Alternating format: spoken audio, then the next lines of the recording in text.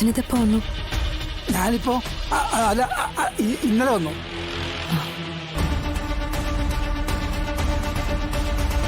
അമ്മ എന്താ എന്താ ഇങ്ങനെ നോക്കി നിൽക്കുന്ന? അത് ഒന്നുമില്ല മോളെ, ഒന്നുമില്ല. അല്ലല്ലോ, എന്തോ ഉണ്ട്. ഏയ് ഒന്നുമില്ല.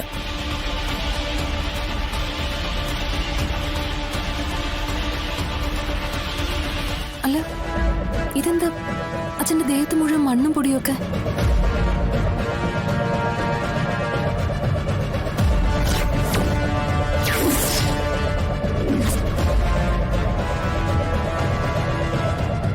അത് പിന്നെ മോളെ രാവിലെ എഴുന്നേറ്റപ്പം ഒരു 3-4 വാഴക്കന്ന് കുഴിച്ചിടാനുണ്ടായിരുന്നു. ഒരു എക്സസൈസ് ആകുമല്ലോ എന്ന് കരുതി ചെയ്തതാ. അമ്മ ശരിക്കും എന്താ ഇന്നലെ രാത്രി ഇവിടെ ഉണ്ടായേ? അല്ല, വിഷ്ണുവേട്ടൻ ഇങ്ങോട്ട് വന്നില്ലേ? ഞാനാണെങ്കിൽ വിളിച്ചു നോക്കിയിട്ട് കിട്ടുന്നുമില്ല. അത് അല്ല, അനൂപും നൂർജഹാനും എന്തേ? അവരെയൊന്ന് വിളിക്കും. എന്താ അവരുടെ ഉദ്ദേശം എന്നൊന്നും അറിയണമല്ലോ. അനൂപേ. മോളെ, അനൂപ് ആ പെങ്കുച്ചിനെ വിളിച്ച് ഇവിടെ ആക്കിയിട്ട് അമ്മയെ കാണണമെന്നും പറഞ്ഞ് ബാലേന്ദ്രനൊപ്പം പോയി. പിന്നൊന്നും പറയാതിരിക്കുക ഭേദം. നൂറിന്റെ വീട്ടുകാര് വിവരം പോലീസിനെ അറിയിച്ചു. പിന്നെ അതിന്റെ വീട്ടുകാരും പോലീസുകാരും ഒക്കെ ഓടിപ്പാഞ്ഞ് നടക്കുമായിരുന്നു. വിഷ്ണു വന്ന് നൂർജഹാനെ ഇവിടെ നിന്ന് മാറ്റാൻ ശ്രമിച്ചപ്പോ ചന്ദ്രബോസും കൂട്ടരും കൂടെ വന്ന് വിഷ്ണുവിനെ അറസ്റ്റ് ചെയ്തുകൊണ്ട് പോയി. വിഷ്ണുവേട്ടനെ അറസ്റ്റ് ചെയ്തെന്നോ? ഇക്കാര്യം മോളെ വിളിച്ചറിയിക്കാൻ നോക്കിയിട്ട് ഫോൺ കിട്ടുന്നില്ലായിരുന്നു. ഞാൻ എത്ര പ്രാവശ്യം വിളിച്ചെന്നറിയാവോ? എന്റെ അമ്മ എന്തൊക്കെയായി പറയുന്നേ? വിഷ്ണുവേട്ടൻ എന്തിനാ അറസ്റ്റ് ചെയ്തേ? വിഷ്ണുവേട്ടൻ എന്ത് തെറ്റ് ചെയ്തിട്ടാ? അത് മോളെ, നടന്ന എന്താന്ന് വെച്ചാല്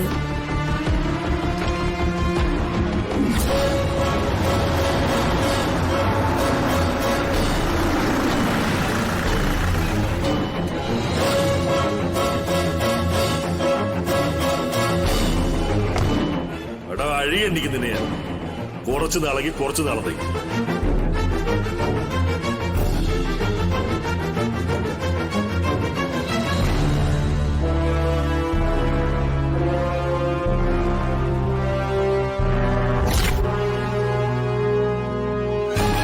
ശാലിനി, മോളിപ്പോ തന്നെ വിഷ്ണുവിനെ പോയി കാണണം.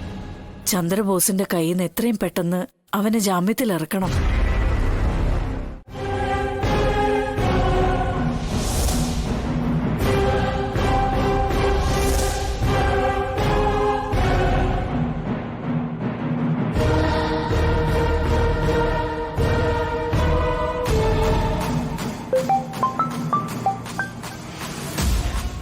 ഹലോ ചിറ്റപ്പ. എന്തോ നാടി ഫോണെടുക്കത്ര താമസം? എടീ, ഒരു ACB ആണെന്ന് വിളിക്കുന്നത് ഓർക്കണേ നീ. ഓ, ഞാൻ കിച്ചണിലായിരുന്നു ചിറ്റപ്പ. ഞാൻ തന്നെ വെച്ചുണ്ടാക്കിയാലല്ലേ കഴിക്കാൻ പറ്റൂ.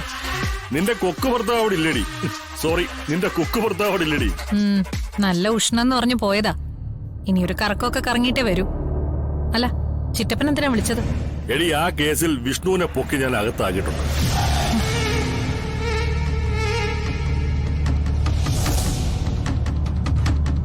നീ ആ ഉപേന്ദ്രനെ വിളിച്ചിട്ട് എന്തെങ്കിലും നീക്ക് പോക്ക് ആ സ്വത്തിന്റെ കാര്യത്തിൽ ചെയ്യുന്നെങ്കിൽ ചെയ്യാൻ പറഞ്ഞു. എടി, തലയകത്താകുമ്പോ ഈ തടയിടാനുള്ള തടിയും കൊണ്ട് ആരും വരത്തില്ലല്ലോ. അതിന് നമുക്ക് ഇനിയും സമയമുണ്ട് ചിറ്റപ്പ. നമ്മുടെ കൈപ്പാടകലത്തേക്ക് രോഹിത്തിനെ പോവാൻ നമ്മൾ സമ്മതിക്കില്ലല്ലോ.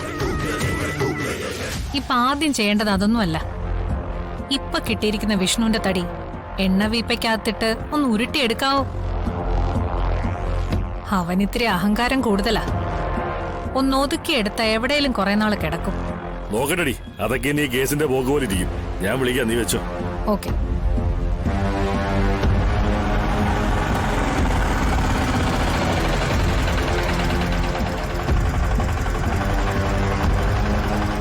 എത്രയായി? 50.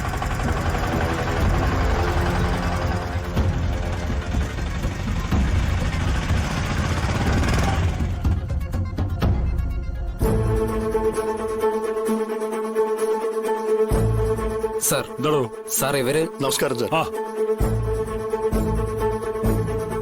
ഞാൻ നിങ്ങളെ ഇങ്ങോട്ട് വിളിപ്പിച്ചതേ ഒരാളെ ഒന്ന് കാണിച്ചു തരാൻ വേണ്ടിട്ടാ. അവനെ വിളിയിടോ. സർ.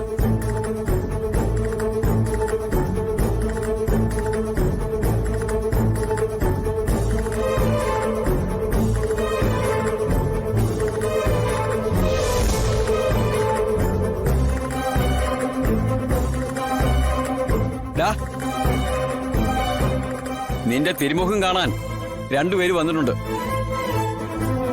വന്ന് മുഖം കാണിക്കടാ. തുറക്കടോ.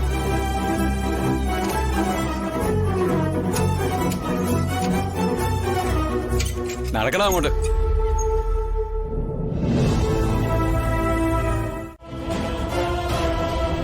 ഇവന്റെ കാര്യത്തിൽ ഞാൻ ഒരു തീരുമാനം ആക്കിക്കോളാം. പൊക്കോടോ, ഞാനല്ലേ പറയുന്നേ. ശരി സാർ.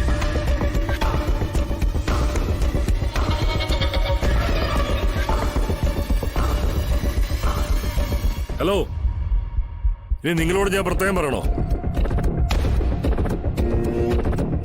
നിന്ന് നാടൻ കളിക്ക് ഇറങ്ങിപ്പോടോ.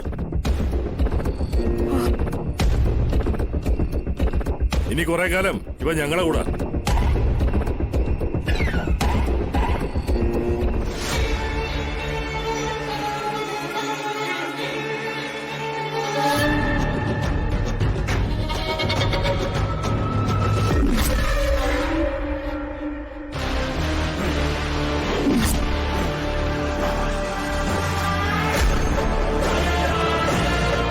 ഇറക്കി വിടുന്നവരെ. ഒരു കുഴപ്പമില്ലമ്മ, ചെല്ലേ. ചെല്ലമ്മേ. വരൂ. ചെല്ലേ.